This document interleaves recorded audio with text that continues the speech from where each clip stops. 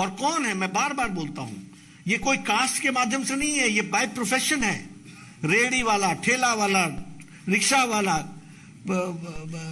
फेड़ी लगाने वाला, rag picker, ये बाय प्रोफेशन, बार्बर बेचारा जो बाल काटता है, जो रेहड़ी चलाता है, ऐसे लोगों को, गरीब लोगों को चुन चुन करके 50 करोड़ लोगों को यह आयुष्मान भारत का 5 लाख का एनुअल हेल्थ कार्ड दिया गया है। और इसमें आपको जानकर के खुशी होगी कि 3 करोड़ से ज्यादा लोगों ने सुविधा उठा ली है। 23,000 करोड़ रुपए से ज्यादा इस पे खर्च हो चुका है। यह भी हमको ध्यान रखना चाहिए। हम लोगों ने तय किया है कि 12 करोड़ से ज्यादा घरों में हम पानी पहुंचाएंगे, नल से जल, और 9 करोड़ पहुंच चुके हैं। उसी तरीके से सौभाग्य योजना, 2 करोड़ 81 लाख घरों में बिजली पहुंचाई गई है। मैं आप लोगों के माध्यम से इसकी मर्मता समझाना चाहता हूं, क्योंकि गांव से आता हूं। आपको शायद उन बच्चों की साइकोलॉजी मालूम ही नहीं है जिनके घर में बिजली नहीं है। वो, उनका जीवन में डिग्निटी नाम की चीज कितनी कॉम्प्रोमाइज है, इसका आपको अंदाजा नहीं होगा।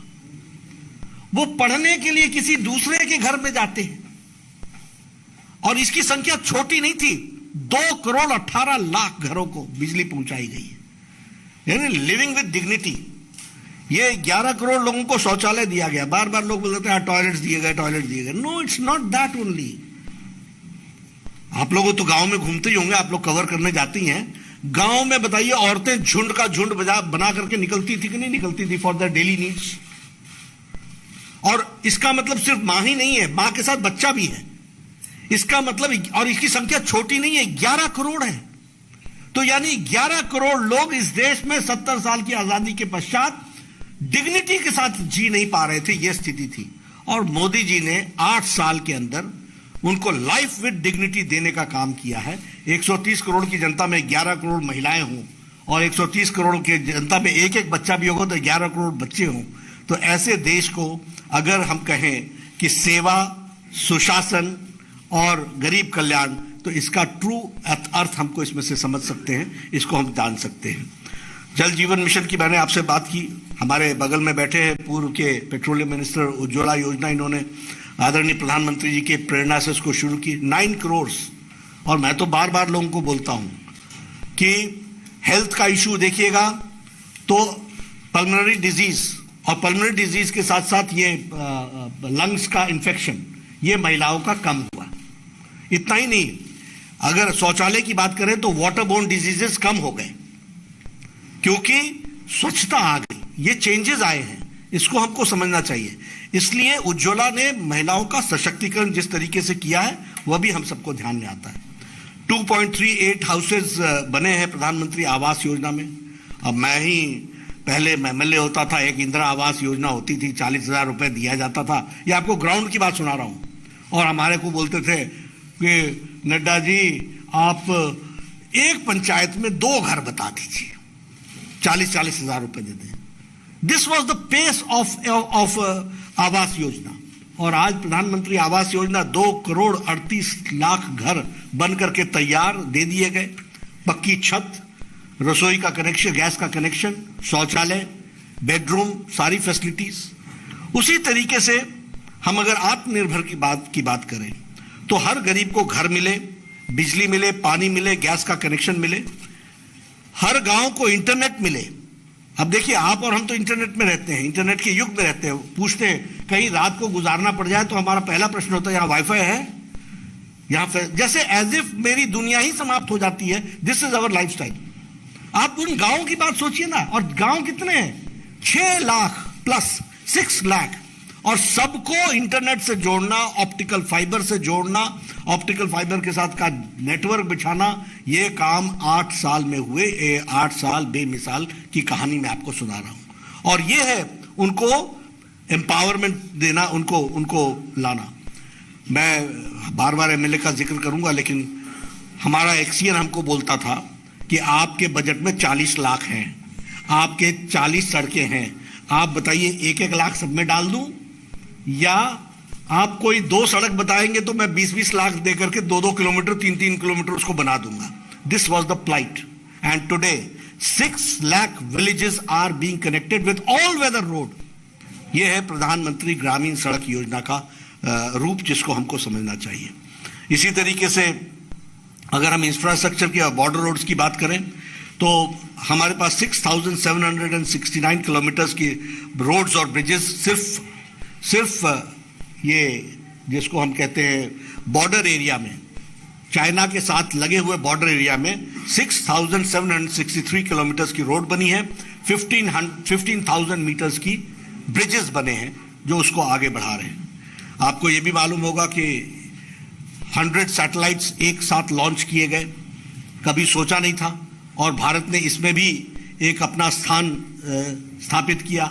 चंद्रयान और मंगलयान के मिशन पर फोकस करके हम काम कर रहे हैं।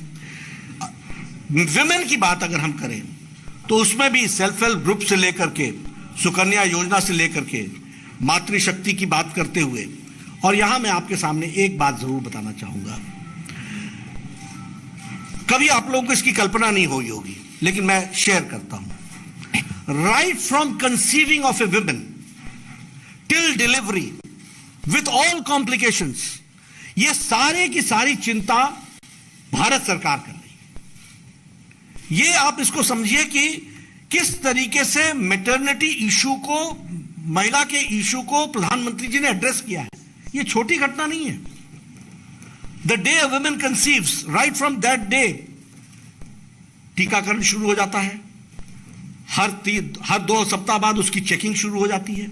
वहां से डिलीवरी तक, डिलीवरी के लिए ट्रांसपोर्टेशन, इंस्टीट्यूशनल डिलीवरी करा करके वापस उसको पहुंचाना, उसको उसके लिए व्यवस्था करना, ये सारी चीजें भारत सरकार ने विमेन की डिग्निटी को ध्यान में रखते हुए करने का काम किया है। यह भी हमको ध्यान में रखना चाहिए। एक विषय मैं जरूर कहूंगा कि हमने संस्कृति की भी रक्षा की है, और चाहे वो भव्य राम मंदिर बनने का सवाल हो, चाहे वो भव्य काशी हो, चाहे हमारा भव्य और दिव्य काशी हो, महाभारत सर्किट हो, बौद्ध सर्किट हो, रामायण सर्किट हो, केदारनाथ का पुनरुद्धार हो, सोमनाथ का विकास हो, और स्टैच्यू ऑफ यूनिटी, यह भी मॉडर्न इंडिया का एक तरीके से भारत के इतिहास को प्रतिलक्षित करने का एक बहुत बड़ा एक केंद्र बना है। इसको भी हमको ध्यान में रखना चाहिए कि ऐसा। और इसके साथ साथ मैं यह भी जरूर कहना चाहूंगा कि नेशनल हमारा ये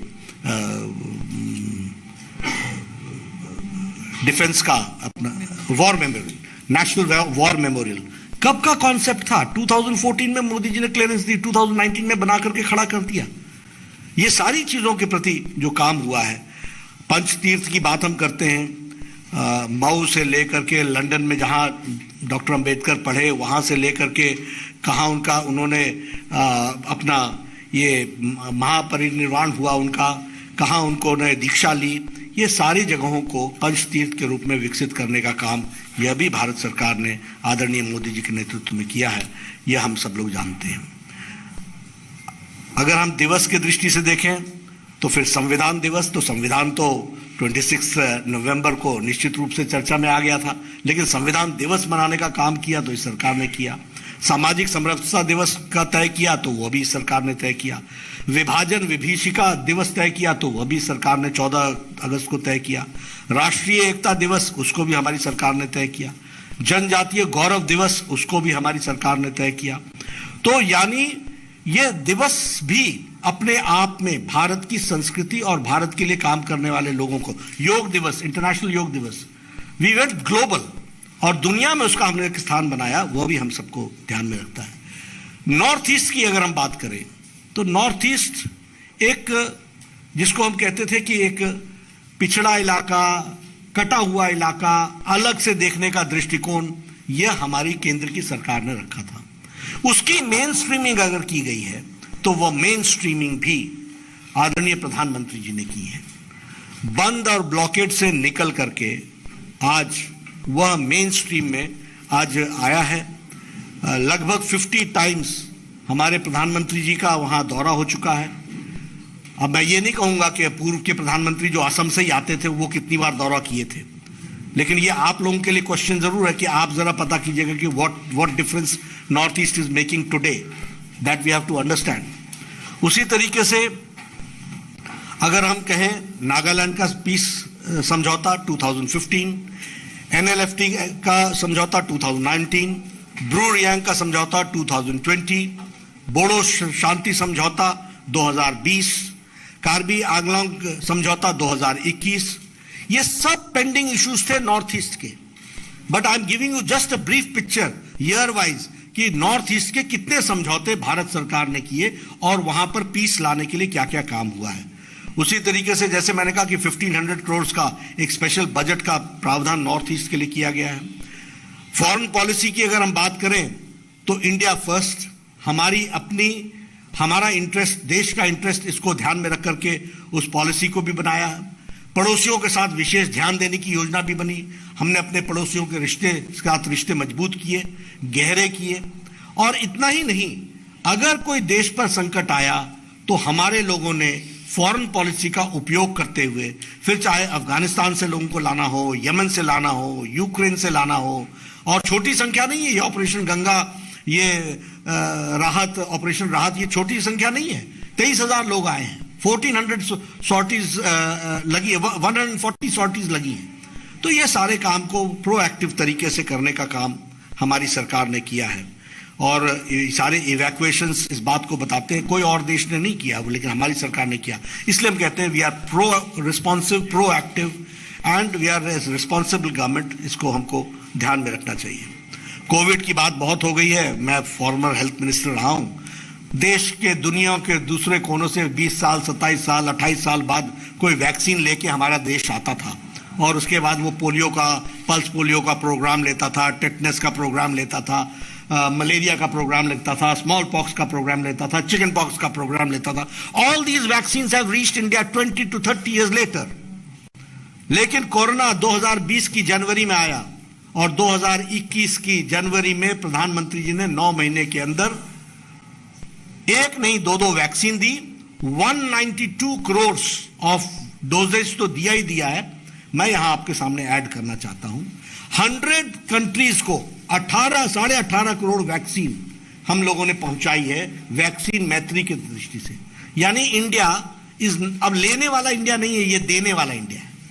and 48 countries have got vaccine to the tune of 1 crore 50 lakh doses free of cost to 48 countries। तो यह भी हमने करने का प्रयास किया है। यानी भारत में तो लगे ही 192 करोड़ का डोजेज, और डबल डोज के साथ आप बूस्टर लेकर के भी तैयार बैठे हैं। यह देश को बदलने की स्थिति का एक बहुत बड़ा परिचायक है। यह हम सबको के ध्यान में आता होगा। तो मैं ये कह सकता हूं, पूरी ऑल इंफॉर्मेशंस और सारे आंकड़ों को ध्यान में रखते हुए कि हम निश्चित रूप से भारत, एक बदलता भारत, एक बदला हुआ भारत, इस मानसिकता के साथ 8 साल बेमिसाल सेवा, सुशासन और गरीब कल्याण, इसको ध्यान में रखते हुए काम में जुटे हैं। आपको यह भी मालूम होगा कि लगभग दर्जन भर देशों ने आदरणीय प्रधानमंत्री जी को अपने देश के सर्वोच्च पदों से, यानी सर्वोच्च सम्मान से उनका सम्मान किया है। यह भारत की बदलती छवि अंतर्राष्ट्रीय स्तर पर आदरणीय प्रधानमंत्री जी के नेतृत्व में भारत ने हासिल की है। और हम सब लोगों ने तय किया है कि ये 8 साल सेवा, सुशासन और गरीब कल्याण के कार्यक्रम को लेकर हम एक पखवाड़ा मना रहे हैं। आज आदरणीय प्रधानमंत्री जी ने पीएम केयर्स फंड के माध्यम से उन्होंने जो हमारे गरीब बच्चे जिनके माँ बाप कोरोना में नहीं रहे, उनके साथ वार्तालाप करते हुए उनको सपोर्ट करने का जो निर्णय किया था उसको आज इम्प्लीमेंट किया है। स्मृति जी का मंत्रालय ने उसको कोऑर्डिनेट किया है। कल किसानों का कार्यक्रम होगा और उसमें वो किसानों को संबोधित करेंगे। और इसके बाद हम हर दिन, every BJP worker is going to devote 75 hours in 10 days for, and we will focus, हम फोकस करेंगे different sections of the society को। एक दिन महिला के लिए करेंगे, एक दिन एससी के लिए करेंगे, एक दिन एसटी के लिए करेंगे, ट्राइबल्स के लिए करेंगे, एक दिन ओबीसी के लिए करेंगे, एक दिन युवाओं के लिए करेंगे। इस तरीके से हम 10 दिनों में 75, वैसे 15 डेज, लेकिन 10 डेज को हम फोकस तरीके से इस तरीके से करेंगे। तो ये हमारा 8 साल मोदी सरकार के विषय को पहुंचाने का है। हमारे भारत सरकार के मंत्री विभिन्न स्थानों पर जाकर इसमें पार्टिसिपेट करेंगे और जो राष्ट्रीय स्तर की बड़ी बड़े प्रोजेक्ट्स काम में चल रहे हैं उनका इंस्पेक्शन भी करेंगे, उनको देखेंगे भी, उसकी प्रगति भी नोट करेंगे और उसके साथ साथ समाज को उस विकास की कड़ी से जोड़ने का काम हमारे मंत्री करेंगे। तो इस तरीके से हम लोगों ने जो 8 साल में काम किया, मैंने कोशिश की कि कम शब्दों में रखूं, आपके लिए ज़्यादा शब्द हो गए होंगे, लेकिन काम की श्रृंखला इतनी बड़ी है कि सिलेक्ट करते करते भी मन में हमेशा आता है कि यह पहलू छूट गया। इसलिए मैंने कोशिश की कि मैं आपको एग्जॉस्टिव तरीके से एक तस्वीर खींचने का प्रयास करूं। आप सब लोग ने सुना, आपके माध्यम से भारत की जनता तक पहुंचे और हम उसमें सफल हों। इन्हीं शब्दों के साथ मैं अपनी बात समाप्त करता हूं, आपके प्रश्न लेता हूं। बहुत बहुत धन्यवाद आदरणीय अध्यक्ष जी। आप बहुत सारे लोग सवाल पूछना चाहते हैं, लेकिन समय की मर्यादा के कारण कुछ लोगों से सवाल लेंगे। Lease Matthew.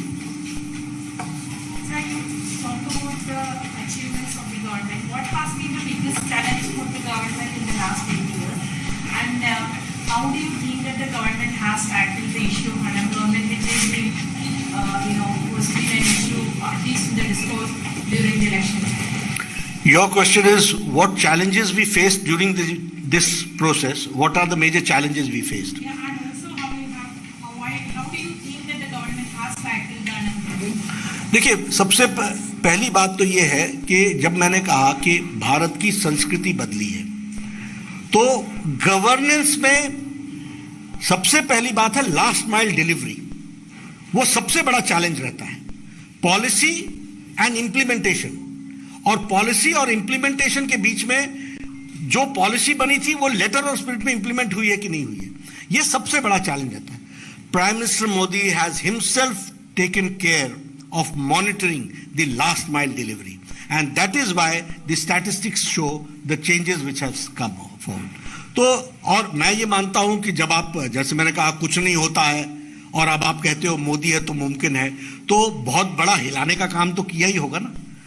तो वो हिलना जो होता है उसमें तो सब लोगों का, तो that was the greatest challenge which he has surpassed. Ramnarayan Srivastava ji. देखिए, आपके सामने मैंने आंकड़े रखे हैं। सबसे पहली बात तो आपके ध्यान में आएगा कि इन्फ्लेशन रेट हमेशा नीचे रहा और ग्रोथ रेट हमेशा ऊपर रहा है।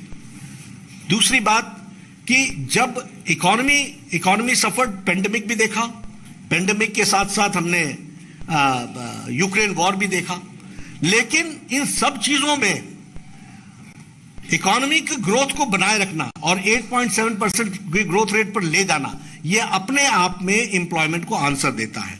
और वैसे अगर मैं कहूं तो आपके पास वो ईपीएफ के आंकड़े हैं, वो 1 करोड़ समथिंग को नौकरी दी है और फिर 20 करोड़ 34 करोड़ को अवसर दिया है। ये सब चीजें तो है ही हैं, तो इसको आप सब लोग ध्यान में रखते ही हैं। आमोद राय जी। आपने तमाम योजनाओं के बारे में बताया, बहुत सारी योजनाओं पर कौन सी ऐसी योजनाएं और बाकी है जो आपको लगता है कि चैलेंजिंग है, जिसको होना आवश्यक है? आपने जितने योजनाओं का नाम लिया, इसके अलावा कोई और योजना जो? देखिए, ये कंटिन्यूअस प्रोसेस है। कंटिन्यूअस प्रोसेस में फीडबैक से आता है। मैं एकदम कोई इस तरीके से नहीं कह सकता हूं। और महिलाओं की 50 योजनाएं चल रही हैं, कोई एक एंगल और आ सकता है जहां हमको कोई पॉलिसी लानी पड़ सके। युवाओं के को सशक्तिकरण करने में बहुत से कार्यक्रम चल रहे हैं, उसमें कहीं कोई और बॉटलनेक दिखता है जिसके लिए कोई हमको scheme. So this is a continuous process. इसमें खाली मैं इसका जो प्रिंसिपल है, because it is a responsive government, because it is a responsible government, because it is a active government, ये कोई भी ऐसी समस्या आएगी तो उसको रिस्पॉन्ड हम करके उसको हम निवारण करेंगे और वही हमारी स्कीम होगी। रामनारायण श्रीवास्तव जी। सर, ऐसा है कि जो पिछले 8 साल में सरकार ने कितनी योजनाएं चलाई हैं, एक कुछ राज्य यहाँ पर विपक्ष की सरकार की, मोदी दलों की सरकार की, वहाँ पर योजना उनसे लागू नहीं हो पाती, तो उनके लिए क्या पार्टी ने अलग से प्रोग्राम बनाया ताकि वहाँ के लोगों तक भी योजनाएं पहुँचाएं? देखिए, हमारा जो संवैधानिक स्ट्रक्चर है, यूनिटी इन नेचर है, फेडरल स्ट्रक्चर है। तो जब ये हम फेडरल स्ट्रक्चर बोलते हैं तो हमको फेडरल स्ट्रक्चर की रिस्पेक्ट करनी होती है। तो फेडरल स्ट्रक्चर में डेमोक्रेसी वर्क्स ऑन इनलाइटनमेंट। प्रजातंत्र जो काम करता है वो विवेचन के माध्यम से चीजों को पहुंचाने में वर्क करता है। हम उनको राजनीतिक दृष्टि से उन जनता तक ले जाना ये हमारी जिम्मेवारी है। अब दिल्ली में आयुष्मान भारत लागू नहीं हो रहा है तो 60 lakh people are deprived of 5 lakh. तो ये हमारा काम है कि हम घर घर जाकर के बताएं। वो उनकी सोच जो है वो हमारे सामने है, हम जो कर रहे हैं वो हमारे सामने है। तो हम जो कर रहे हैं उसको नीचे तक ले जाना हमारी जिम्मेवारी है। और इसीलिए हमारी कोशिश तो है कि जहां हम सरकारों में नहीं है, आने वाले समय में हम सरकार में आएंगे, और ये हमारा लक्ष्य होगा। 8 साल की उपलब्धियां आप गिना रहे हैं, लेकिन विपक्ष का आरोप है कि 8 सालों में समुदाय विशेष को टारगेट किया जा रहा है। ज्ञानवापी, मथुरा, सब उसी के अंतर्गत एक प्लानिंग के साथ लोग आ रहे हैं। सबका साथ, सबका विकास, सबका विश्वास, सबका प्रयास, हम इसके तहत काम कर रहे हैं। और जितनी भी बातें मैंने गिनाई वो सब उसी के तहत है। अब मीडिया वाले इश्यूज उठाते रहे तो वो तो मीडिया उठाएगी तो समाज सुनता है। इसी से रिलेटेड सवाल था सर, यूनिफॉर्म सिविल कोड की बात पूरे देश में एक हो रही है। रविंदर जी आप कमेटी भी बनी है सर, इस बारे में नहीं, ठीक है, उन्होंने सोचा है, वो उस पर बातचीत कर रहे हैं। जहां तक हम लोगों का सवाल है, हम लोगों ने तो कहा है कि सबको बराबर करना चाहिए, सबकी दृष्टि से तुष्टि। हमारा ब्रॉड आउटलाइन क्या है? Justice to all, appeasement to none. ये हमारा बेसिक प्रिंसिपल है, इसके तहत हम काम करते हैं। रविंदर जी, प्रधानमंत्री जी का जो नारा है सबका साथ सबका विकास, 8 साल में आपने जितनी योजनाएं की, चाहे विधवा योजना हो या दूसरे योजना, वो सबके घर गया था, वहाँ पर डिफ्रेंशिएट। लेकिन क्या बात है कि 8 साल में एक ऐसा वर्ग है जो आज भी अपने आप को एलिमिनेटेड महसूस करता है, ज्ञानवापी हो या मथुरा लगा, कि ऐसे मुद्दे को और दूर धकेलता है। देखिए, राजनीतिक दल के तरीके से हम जब सोचते हैं तो हमारा मानना यह है कि हम सबको समावेश अपने साथ करेंगे। पहली चीज ये होती है कि हम उसके लिए तैयार हों, वो हम तैयार हैं। समाज में बहुत से लोग होते हैं, some respond earlier, some respond later, some respond after decades, some respond after when much time has passed. तो ये तो उन पर डिपेंड करता है। लेकिन हाँ, हमारा कंडक्ट अपना स्ट्रांग नेशन, वन नेशन, ये स्पष्ट है। और उसमें सब लोग जो हैं उनको बराबर की भागीदारी और हिस्सेदारी। सर, मेरा सवाल ये है कि आप गरीब कल्याण लाइन में हैं। साल 2011-12 में जो तेंदुलकर कमेटी की जो रिपोर्ट थी सर, उसमें 21.9% पूरी जनसंख्या का जो हिस्सा है वो गरीबी रेखा के नीचे है। और अभी जो 2022 अप्रैल में वर्ल्ड बैंक की रिपोर्ट आई है सर, उसमें ये है कि अब जो रेट है वो 10% है, यानी कि लगभग 11.9% पोवर्टी कम हो गई है। तो आने वाले समय में 2024 में अगर आपकी सरकार बनती है या 2024 तक फिर से रिपोर्ट आएगी तो उसमें क्या एक्सपेक्ट करते हैं सर? कि खत्म ही करना है हमको, तब तक रहना है, आपका समर्थन चाहिए। विकास भदौरिया। सर, मेरा सवाल ये है कि लास्ट मंथ का जो ट्रेड डेफिसिट था वो 38.12 बिलियन डॉलर था। जो लक्ष्य रखा था इस सरकार ने, जब मोदी सरकार की शुरू हुई तो 5 बिलियन इकॉनमी। ये जो पैंडेमिक आया, क्या उसकी वजह से जो लक्ष्य हासिल करने का जो समय सीमा है उसको बढ़ाया गया है? और इस ट्रेड डेफिसिट के साथ क्या हम लक्ष्य में ला सकते हैं? हमारी कोशिश है। अभी तक तो देखिए, लड़खड़ाने नहीं दिया। इतनी बड़ा पेंडेमिक आया, यूक्रेन आया, सब कुछ आया, लेकिन हमारी कोशिश है कि हम कुछ उसको आगे बढ़ाएं। ऐसा है कि जब आप फ्लाई करते हैं तो वेदर कितना अच्छा है उस पर डिपेंड करता है। Let's see how the weather works, it's not only on us. तो बहुत सी चीज़ों पर डिपेंड करेगा, लेकिन हमारा इंटेंशन क्लियर है कि हमको जाना है as fast as we can. इतना क्या टारगेट? अब ये इस तरीके का, देखिए, ये तो मेरे को किसी इकोनॉमिस्ट से पूछना पड़ेगा, लेकिन हम आपको जनरल टर्म में यही बताएंगे कि we will go as fast as we can. Rahul Srivastava ji, एक मिनट। राहुल श्रीवास्तव, नामों का ऐलान किया और 3 मुस्लिम कैंडिडेट, मतलब जो 3 राज्यसभा है मुस्लिम, उनमें से किसी का नाम नहीं है। तो सबका साथ, सबका विकास, सबका विश्वास और सबका प्रयास जो है वो जब टिकट बंटवारा होता है, चाहे वो लोकसभा के लिए हो, राज्यसभा के लिए हो या विधानसभा के लिए, वहाँ नजर नहीं आ रहा सबको जो नहीं, आपको ये गलतफहमी है। अभी पूरी टिकटें बटी नहीं है, नंबर 1। दूसरा, पार्टी किस तरीके से सोचती है, ये इतना थोड़ा हमारे लिए छोड़ दीजिए। राहुल श्रीवास्तव जी।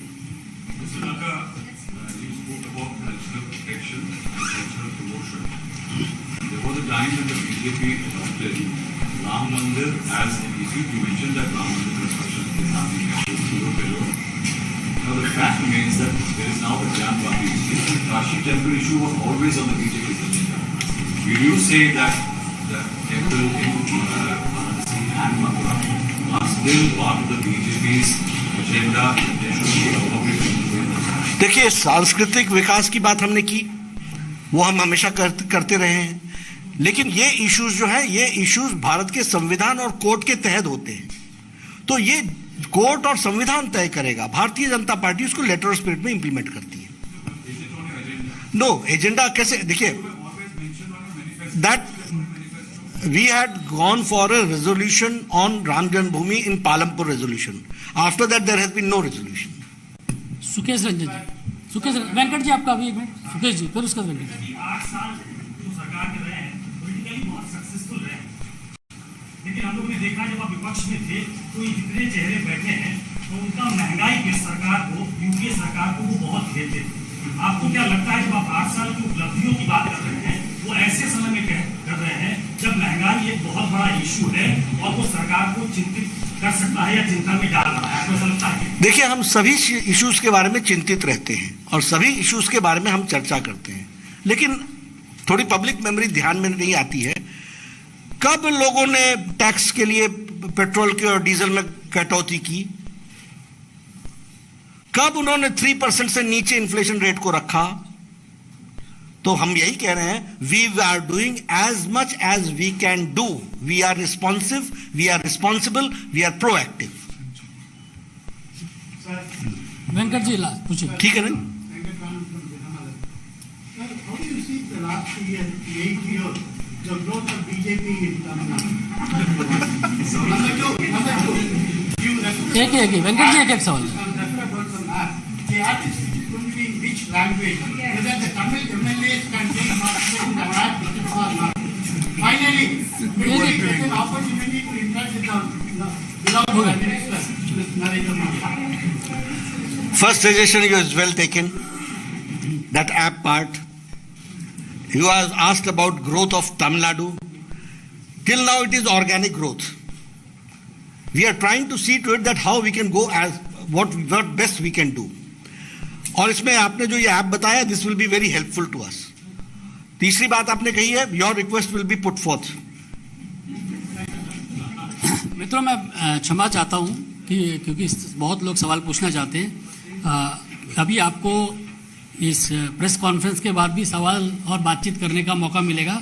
हम लोगों के बीच आदरणीय रक्षा मंत्री वो ऑफ द रिकॉर्ड होगा, राजनाथ जी भी रहने वाले हैं और गृह मंत्री अमित शाह जी भी हम लोगों के चाय में भी पीछे जलपान में जुड़ने वाले हैं।